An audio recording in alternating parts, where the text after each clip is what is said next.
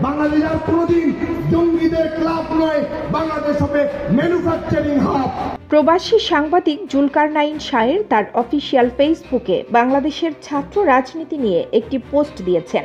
সেখানে তিনি অতীত ও বর্তমান ছাত্র সংগঠনগুলোর নানা কার্যক্রম ও ব্যবহার নিয়ে কথা বলেছেন। তিনি তার পুরাতন ফেসবুক পোস্টের স্ক্রিনশট দিয়ে এক ছাত্রলীগ পদধারীর দাম্ভিক কথাবার্তা পোস্ট করেন।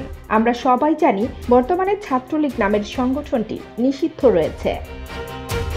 গত 23 অক্টোবর বাংলাদেশ আওয়ামী লীগের অঙ্গ সংগঠন ছাত্রলীগকে সন্ত্রাসী সংগঠন আখ্যা দিয়ে নিষিদ্ধ করে অন্তর্বর্তীকালীন সরকার। স্বরাষ্ট্র মন্ত্রণালয়ের জননিরাপত্তা বিভাগ থেকে এ বিষয়ে প্রজ্ঞাপনও জারি করা হয়।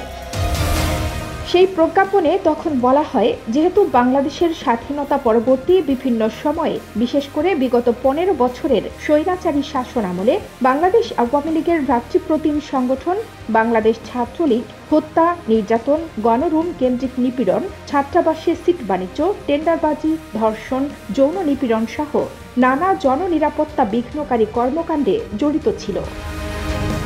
আর এসব অপকর্মের প্রামাণ্য দেশের সব প্রধান গণমাধ্যমে প্রকাশিত হয়েছে এবং কিছু সন্ত্রাসী ঘটনায় সংগঠনটির নেতাকর্মীদের অপরাধ আদালতেও প্রমাণিত হয়েছে।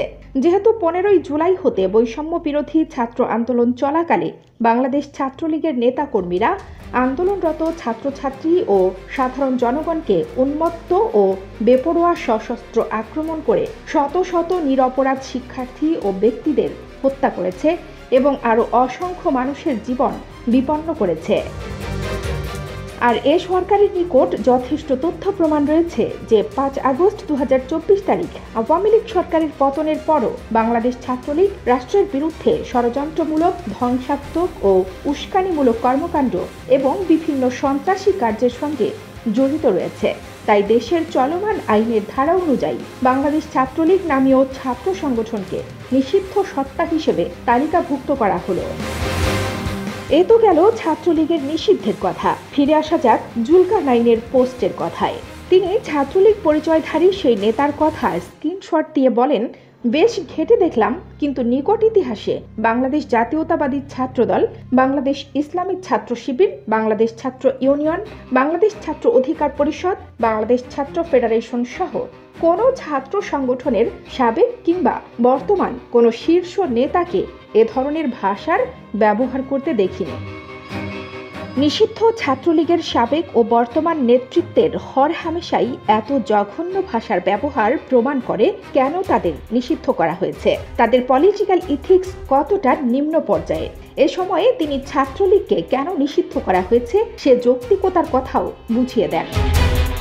প্রবাসী সাংবাদিক জুলকারনাইন প্রায় প্রতিদিনই তার ভেরিফাইড ফেসবুক পেজে নানা ধরনের পোস্ট করে থাকেন।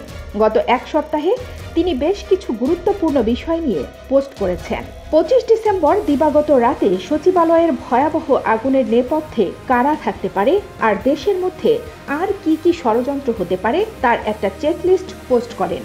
এর একদিন পরই নৌ উপদেষ্টার ছেলেকে নিয়েও একটি পোস্ট দেন।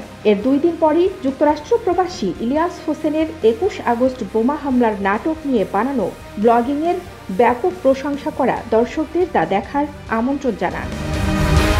কানিস ফাতেমা নিপা, খবর সংযোগ।